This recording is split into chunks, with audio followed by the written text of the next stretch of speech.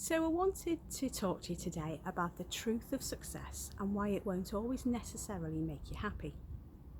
And the classic equation we're taught when we're growing up is that success equals happiness, and that in order to be happy, we have to strive to be successful. And this false belief has led people to work for years trying to reach success, only for the sad realisation that success doesn't equal happiness.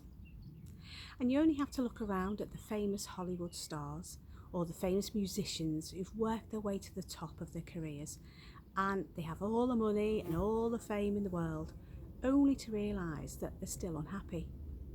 And some turn to drugs, some to alcohol, and we read reports on all the scandals in the papers, or we hear it reported in the news. And it really is sad that some even end up committing suicide because all they're really after is happiness. So actually then, when you start striving for success, it can actually stop you from being successful. And Steve and I were always chasing up the career ladders to earn as much money as we could, thinking then that would make us happy. But when it did in fact, what it did in fact, was put us under more and more stress, working longer hours, and we became more and more unfulfilled in our lives as time passed us by. So when we discovered this online business, we were very wary of putting ourselves back into this striving sort of mindset because we didn't want it to ruin it for us. And after attending a live event with the SFM, we listened to Stuart Ross, who's one of the co-founders of the Six Figure Mentors, talk about the concept of happiness and success.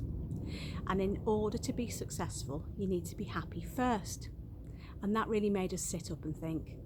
So we decided to do some research on this, and in a book, The Happiness Advantage by Shawn Achor, a team of psychologists did some research and found that people who were happy or in that sort of positive state of mind, they had more creativity, and that brought them better business results because they increased.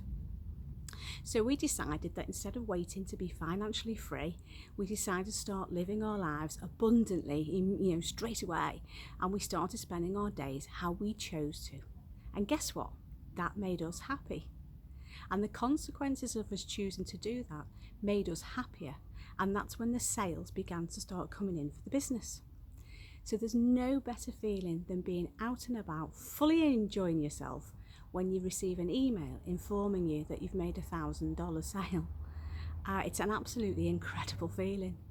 So when you put your happiness off until the future, when you have your money stacked up and you have the time freedom, then the business in the meantime just becomes a means to an end. So approach this journey from a place of gratitude and happiness, as that's what improved our creativity and it improved our results too. So happiness precedes success and not the other way round.